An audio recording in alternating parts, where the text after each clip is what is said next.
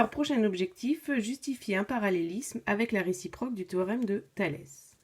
Que nous dit la réciproque? Si les points A, B et B' sont alignés dans le même ordre que les points AC et C', et que les rapports AB' sur AB et AC' sur AC sont égaux, alors les droites BC et B'C' sont parallèles.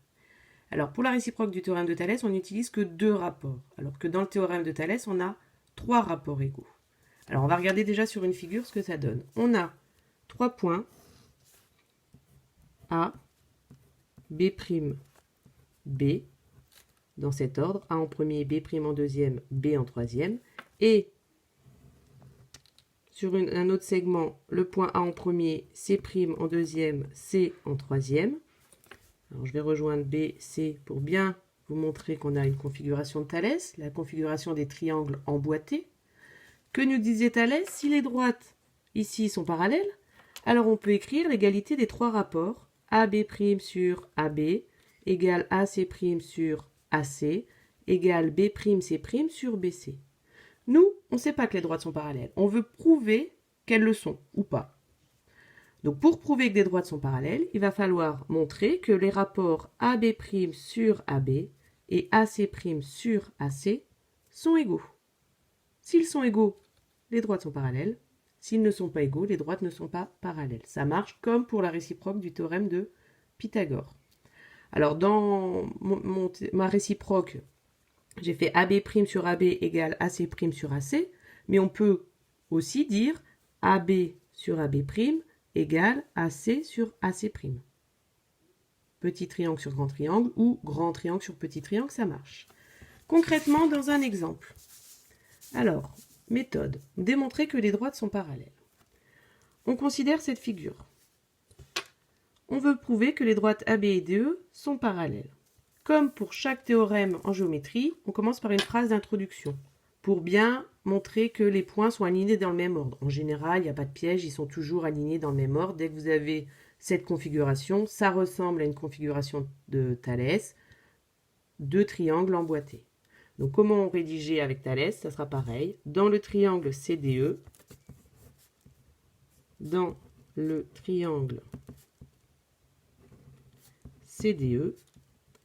qu'est-ce qu'on a? Le point A qui appartient au segment CB.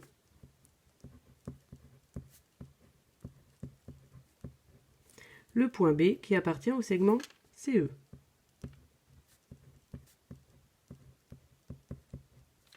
Voilà, on a des points alignés dans le même ordre. Maintenant, qu'est-ce qu'on va faire? Il va falloir calculer ces 2 rapports.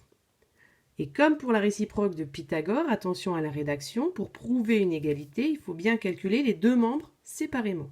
Donc on trouve le premier rapport à calculer. Premier rapport à calculer, CA sur CD. CA sur CD égale CA mesure 4,5 et CD, attention, CD c'est tout ce segment, donc 4,5 plus 1,5, ça fait 6. Deuxième rapport, CB sur CE. CB sur CE.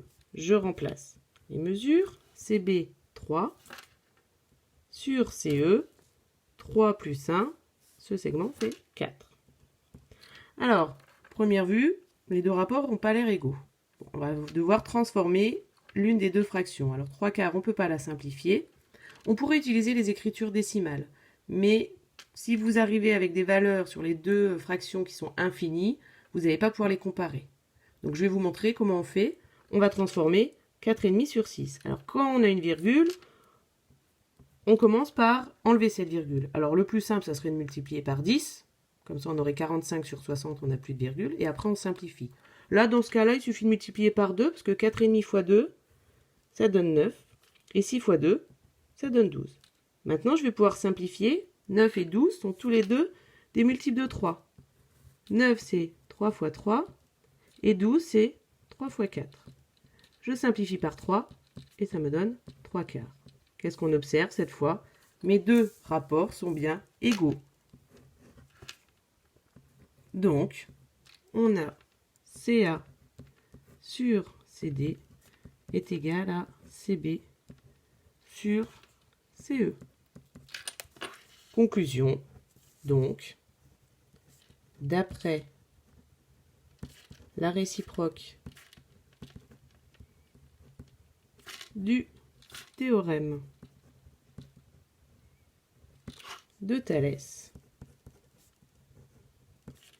les droites AB et DE sont parallèles. Voilà. Alors, comme pour la réciproque de Pythagore, si on avait deux rapports qui n'étaient pas égaux, il faudrait conclure que c'est d'après le théorème de Thalès que les droites ne sont pas parallèles.